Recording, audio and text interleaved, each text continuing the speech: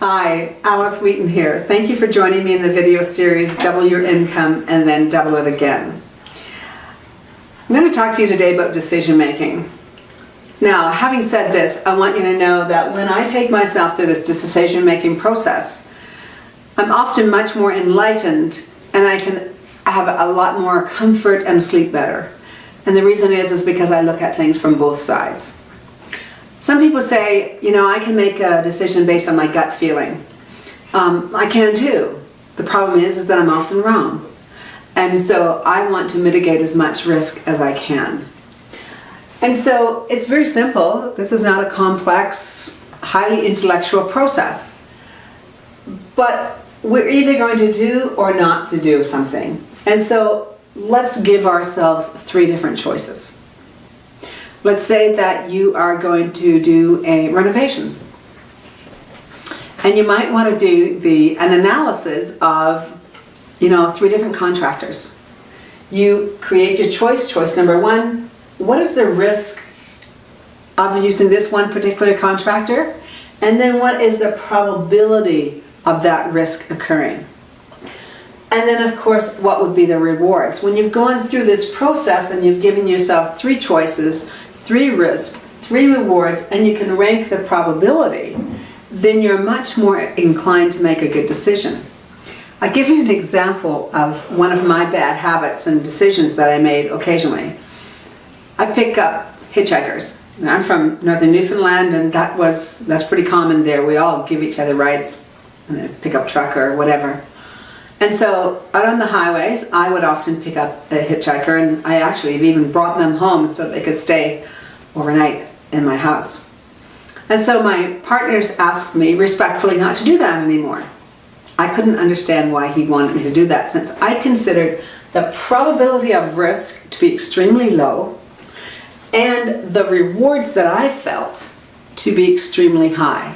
So to me, it was really clear, until it was pointed out that if it's only a 2% probability of risk, but then if it occurred, then the consequences were extremely high.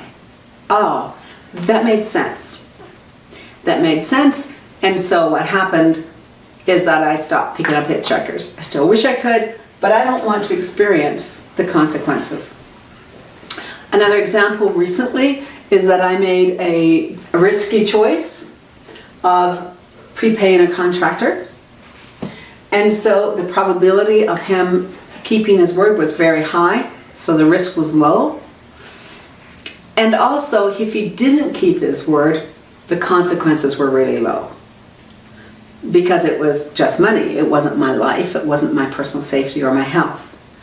And so that helps me in the process of making decisions.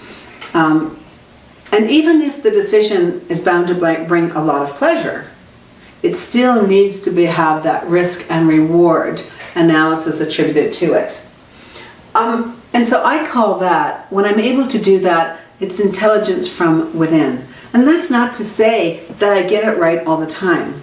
But what happens is that when I do this kind of a process, I understand the choices, I understand the risk, I understand the probability of those risks, and I understand the consequences if that probability occurs.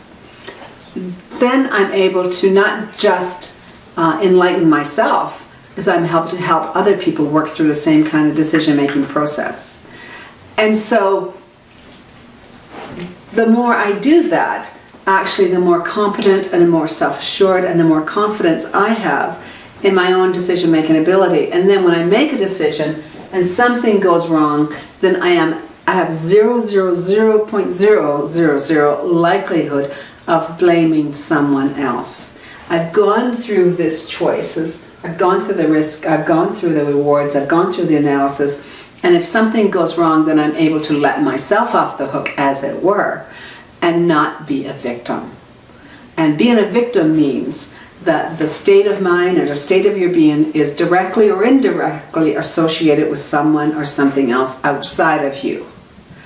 I don't ever want to be a victim. My whole agenda is to be an agency for myself. Thanks for being with me, and Till I see you next time, have a wonderful week sewing. Bye for now.